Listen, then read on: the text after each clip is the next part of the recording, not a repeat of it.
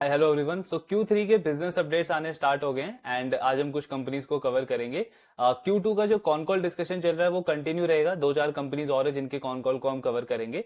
But meanwhile Jin businesses ने third quarter के business update देने स्टार्ट कर दिए, ऑफ कोर्स उनको कवर करना बहुत ज्यादा इंपॉर्टेंट है, बिकॉज जो भी हमारा फ्रेश कैपिटल है वो कहाँ जाएगा, किस एलोकेशन में जाएगा, वो डिपेंड करता है कि बिजनेस का लेटेस्ट परफॉर्मेंस क्या है, बिजनेस का लेटेस्ट अपडेट क्या है। तो आज बेसिकली तीन बैंक्स को हम कवर करेंगे, कुछ और रिटेल कंपनीज भी है जिन्होंने अपना बिजनेस अपडेट शेयर किया है, सो उसको भी हम बहुत जल्दी कवर करेंगे। आज बेसिकली हम बात करेंगे आईडीएफसी फर्स्ट बैंक, बंधन बैंक एंड आरबीएल बैंक के ऊपर। आईडीएफसी फर्स्ट बैंक को अभी हमने कुछ वीक्स पहले ही कवर किया था, उनका कॉन कॉल डिस्कस किया था। एंड वी नो कि बैंक में क्या चैलेंज चल रहा है, एनपीए का प्रॉब्लम है, माइक्रो फाइनेंस का प्रॉब्लम है। देन एक वन ऑफ इवेंट हुआ था उनका महाराष्ट्र टोल टैक्स को लेकर के, और मैनेजमेंट ने गाइडेंस दिया है कि सेकंड हाफ जो है उनका वो थोड़ा सा बेटर रहेगा compare to first half, because first half में जो प्रॉफिटेबिलिटी है वो बहुत बुरी तरीके से इंपैक्ट हुई है बैंक की। ऑलमोस्ट 70-80% से बैंक का जो पैट है वो नीचे आया है। तो अब देखना होगा हमको कि थर्ड एंड फोर्थ क्वार्टर में कैसा इंप्रूवमेंट रहता है बैंक का, जैसा कि मैनेजमेंट ने गाइडेंस दिया है। सो Q3 का बिजनेस अपडेट अगर हम देखें आईडीएफसी फर्स्ट बैंक का, तो इनका टोटल बिजनेस अगर आप देखोगे, मतलब including loan book plus deposit book, so almost 25% की ग्रोथ है इसमें। स्पेसिफिकली लोन बुक इस बैंक का 22% से ग्रो हुआ है। एंड ये गाइडेंस है इन्होंने बेटर ही करा है, बिकॉज मैनेजमेंट का गाइडेंस है कि टिल FY29 इनका जो लोन बुक है वो 20% के कैगर पे ग्रो करेगा। और उससे अच्छा ही परफॉर्म किया है इन्होंने इस क्वार्टर के अंदर भी। डिपॉजिट बुक के अंदर भी नो, आईडीएफसी फर्स्ट बैंक को कोई प्रॉब्लम नहीं आता है डिपॉजिट वाले पार्ट पे। 29% से टोटल डिपॉजिट ग्रो हुआ है। और अगर आप कासा बुक देखोगे तो उसमें 32% की ग्रोथ रही है, अगेन 30% से ज्यादा का ग्रोथ है। इसीलिए कासा रेशियो इस बैंक का, मतलब पूरी बैंकिंग इंडस्ट्री में probably one of the best है। 48% का कासा रेशियो है। हालांकि ये लास्ट क्वार्टर से कम जरूर हुआ है, मतलब लास्ट क्वार्टर में ऑलमोस्ट इनका 49% के आसपास था। बट स्टिल पूरी बैंकिंग इंडस्ट्री में टॉप क्लास कासा रेशियो इन्होंने मेंटेन करके रखा है। आई थिंक इन्होंने 2-3 क्वार्टर पहले वो जो सेविंग अकाउंट पे हायर इंटरेस्ट रेट ये ऑफर करते थे उसको भी कम किया है। स्टिल कासा रेशियो मेंटेन कर पा रहा है बैंक, ये काफी पॉजिटिव चीज है। इसकी वजह से आप देखोगे इनका जो क्रेडिट टू डिपॉजिट रेशियो है वो भी बहुत हेल्दी लेवल पे है। आरबीआई का कंसिस्टेंटली फोकस है कि जो बैंक्स हैं वो एग्रेसिवली लोन ना दें, डिपॉजिट के ऊपर फोकस करना स्टार्ट करें। एंड वहां पे आईडीएफसी फर्स्ट बैंक का credit to deposit ratio last last year ये 100% से ज्यादा था, देन 97% पे आया, और अब ये धीरे धीरे 95% की तरफ आ रहा है। सो ये सारा परफॉर्मेंस अगेन बैंक ने काफी अच्छा की, मतलब अच्छा अपडेट इन्होंने शेयर करा है।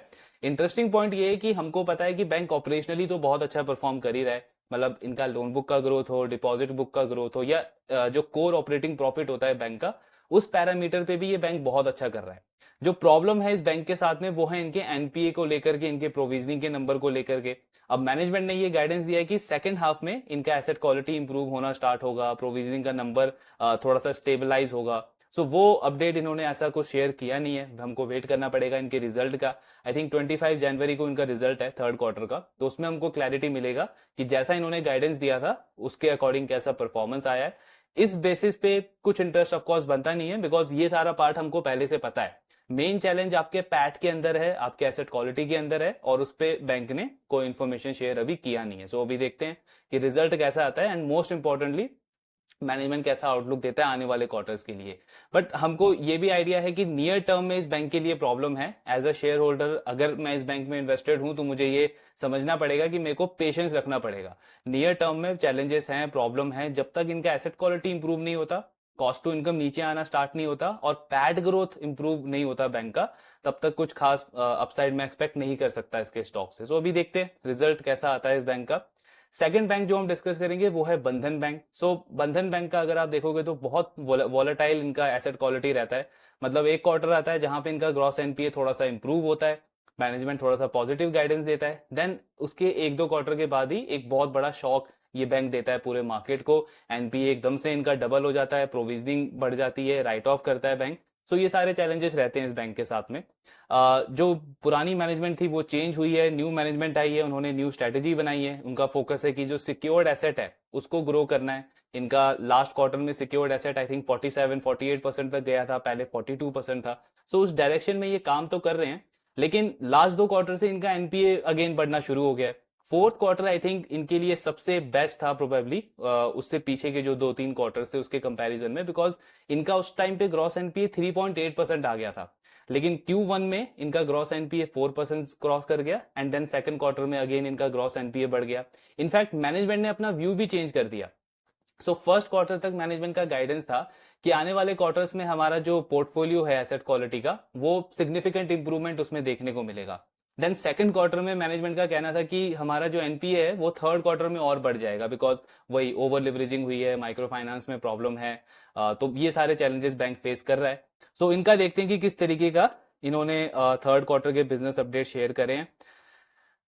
तो इनका अगर आप ग्रोथ का नंबर देखोगे लोन बुक का, सो ऑलमोस्ट 15% के आसपास की ग्रोथ आई है। इस बैंक का गाइडेंस है 16 से 18% का, तो मतलब गाइडेंस के आसपास इन्होंने परफॉर्म किया है। डिपॉजिट बुक का ग्रोथ ठीक है 20% के आसपास है, लेकिन क्वालिटी नहीं है। मतलब कासा डिपॉजिट बैंक का सिर्फ 5-6% पे ग्रो हुआ है और इसकी वजह से आप देखोगे कासा रेशियो भी बैंक का कंसिस्टेंटली नीचे आता जा रहा है 36% से 33% एंड देन 31-32%। अब इन्होंने मतलब एनपीए का नंबर तो शेयर नहीं किया है, लेकिन कलेक्शन एफिशिएंसी का नंबर शेयर करा है। सो जो इनका माइक्रो फाइनेंस का पोर्टफोलियो है उसमें कलेक्शन एफिशिएंसी और डिप हुआ है, 98% से 97% आ गया है।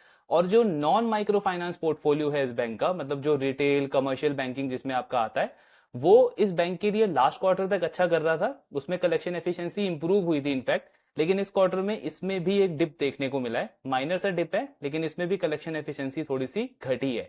और ओवरऑल बैंक का भी कलेक्शन एफिशिएंसी लास्ट क्वार्टर से और ज्यादा डिप हुआ है। मतलब ये कि जो इन्होंने गाइडेंस दिया था Q2 के कॉन कॉल में कि Q3 में हमारा एनपीए Q2 से भी ज्यादा बढ़ सकता है, तो उसका एक इंडिकेशन हमको दिखता है। बिकॉज कलेक्शन एफिशिएंसी डिप हुआ है तो इसका मतलब प्रोबेबली आपका एनपीए और बढ़ेगा थर्ड क्वार्टर के अंदर, तो इनका भी रिजल्ट आएगा, उसके बाद ही बेटर क्लैरिटी मिलेगी। इस बैंक पे भी कोई इंटरेस्ट नहीं बनता है। मतलब इसका मेन रीजन ही यही है कि एक तो ग्रोथ इनकी बहुत वॉलेटाइल रहती है, दूसरा एसेट क्वालिटी में कंसिस्टेंसी नहीं है। मतलब मुझे बंधन बैंक से एटलीस्ट 2-3 क्वार्टर का कंसिस्टेंसी चाहिए, मैनेजमेंट का एक स्ट्रॉन्ग कन्विक्शन चाहिए इनके एसेट क्वालिटी के ऊपर, बिकॉज तभी कोई इंटरेस्ट बन पाएगा। एक क्वार्टर में इंप्रूवमेंट आता है, देन सडनली आप दूसरे क्वार्टर में मार्केट को एक बहुत बड़ा नेगेटिव सरप्राइज देते हो, सो वैसा मतलब ऑफ कोर्स कुछ इंटरेस्ट बनता नहीं है। बहुत बेटर ऑप्शंस हैं, उनको एक्सप्लोर कर सकते हैं। इनका वेट करते हैं थर्ड क्वार्टर का रिजल्ट क्या आएगा या मैनेजमेंट किस तरीके का कोई पॉजिटिव गाइडेंस देता है, उसके बाद देखेंगे कि कुछ इंटरेस्ट बन रहा है या नहीं। थर्ड जो बैंक है जिसको हम डिस्कस करेंगे वो है आपका आरबीएल बैंक। सो इसका भी ऑलमोस्ट स्टोरी आप बोल सकते हो कि बंधन बैंक की तरह ही है। एसेट क्वालिटी इनकी भी बहुत वॉलेटाइल रही है, मैनेजमेंट में चेंजेस हुए हैं। इनफैक्ट लास्ट क्वार्टर में जब हमने इस बैंक को डिस्कस किया था तो थोड़ा सा इंटरेस्ट बन रहा था, बिकॉज नई मैनेजमेंट ग्रोथ पे काम कर रही थी और उन्होंने FY26 का विजन दिया था कि वो FY26 तक 20% पे लोन बुक को ग्रो करेंगे, क्रेडिट कॉस्ट को स्टेबल करेंगे और आपका आरओए का नंबर भी इंप्रूव होगा। लेकिन लास्ट क्वार्टर में इनका एनपीए बहुत ज्यादा बढ़ गया। इनफैक्ट प्रॉफिट इस बैंक का 24% नीचे गिर गया वाई लेवल पे, बिकॉज इनको प्रोविजनिंग बहुत ज्यादा बढ़ानी पड़ी। सो इन्होंने कॉन कॉल में एक्चुअली इस चीज का क्लैरिटी दिया था कि जो बजाज फाइनेंस के साथ में इनका कोलैबोरेशन था, एक जो क्रेडिट कार्ड ये सेल करते थे बजाज फाइनेंस के साथ में मिलके, उस पे आरबीआई ने क्योंकि रिस्ट्रिक्शन लगा दिया, तो जो कलेक्शन की जो रिस्पॉन्सिबिलिटी है वो पूरी तरीके से इनके ऊपर आ गई, उस पोर्टफोलियो की। एंड टाइमली ये रीच आउट नहीं कर पाए उन कस्टमर को, जिसकी वजह से इनका एनपीए बढ़ गया उस वाले पोर्टफोलियो में।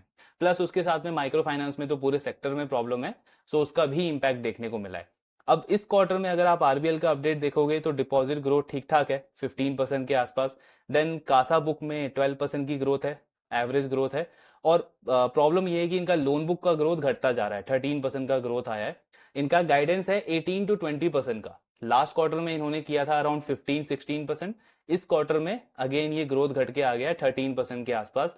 हालांकि इन्होंने कॉन कॉल में ये बोला था कि FY26 का जो हमारा गाइडेंस है 20% के लोन बुक का ग्रोथ का, उसको अभी भी हम मेंटेन करते हैं। अब वो देखना होगा कि कैसे उसको अचीव करेंगे, because consistently quarter after quarter आपका लोन बुक का ग्रोथ जो है वो घटता जा रहा है। पॉजिटिव चीज आप ये बोल सकते हो कि रिटेल एडवांसेस जो है इनके वो 20% पे ग्रो किए हैं। एंड अगर आप क्रेडिट कार्ड और माइक्रो फाइनेंस पोर्टफोलियो को एक्सक्लूड कर दो तो 37% पे इनका रिटेल बुक ग्रो किया है। बट ओवरऑल ग्रोथ में ये नंबर रिफ्लेक्ट नहीं हो रहा, सिर्फ 13% का ग्रोथ है। एक और थोड़ा सा पॉजिटिव चीज है जो इन्होंने कॉन कॉल में भी बोला था लास्ट Q2 के, कि दिसंबर क्वार्टर तक हमारा जो माइक्रो फाइनेंस का कलेक्शन एफिशिएंसी है वो धीरे धीरे 99% तक जाएगा। मतलब उसमें एक अच्छी इंप्रूवमेंट ये बैंक एक्सपेक्ट कर रहा था और वो हमको नंबर में भी देखने को मिलता है। इनका जो कलेक्शन एफिशिएंसी है वो 98.4% गया है, लास्ट क्वार्टर में 97.5% था। मतलब मोटा मोटा 1% का इंप्रूवमेंट आया इनके माइक्रो फाइनेंस वाले कलेक्शन एफिशिएंसी में। अब ये करंट बकेट कलेक्शन एफिशिएंसी है, इसका मतलब क्या है कि वो ईएमआई जो मुझे इस पर्टिकुलर क्वार्टर में कलेक्ट करनी थी, उस पे मेरा कलेक्शन एफिशिएंसी 98.4% आया है, लास्ट क्वार्टर से ऑलमोस्ट 1% का इंप्रूवमेंट है। अगेन इसमें भी मुझे ये देखना है कि पूरे बुक का परफॉर्मेंस कैसा है, बिकॉज ये बैंक क्रेडिट कार्ड का इनका अगर आप क्रेडिट कॉस्ट देखोगे तो वो 6% से भी ज्यादा है अभी करंट टाइम में। तो मुझे देखना है कि क्रेडिट कार्ड में आपका परफॉर्मेंस कैसा गया है, प्लस जो अदर आपके अनसिक्योर्ड लोन्स हैं उसमें आपका ओवरऑल परफॉर्मेंस कैसा रहा है। सो रिजल्ट का वेट करना पड़ेगा, और वैसे भी नंबर्स देख करके कुछ खास एक्साइटमेंट लग नहीं रही है। सो तीनों बैंक का काइंड ऑफ एवरेज अपडेट, मतलब एवरेज अपडेट बोल सकते हैं बंधन बैंक एंड आरबीएल बैंक के लिए। आईडीएफसी फर्स्ट बैंक का क्योंकि उन्होंने एसेट क्वालिटी पे कोई अपडेट दिया नहीं है, सो उसके लिए हमको वेट करना पड़ेगा। बाकी इंटरेस्ट तो तीनों में नहीं बनता है। आरबीएल बैंक का आप बोल सकते हो कि प्राइस टू बुक बहुत कम है, 0.0607 का प्राइस टू बुक है।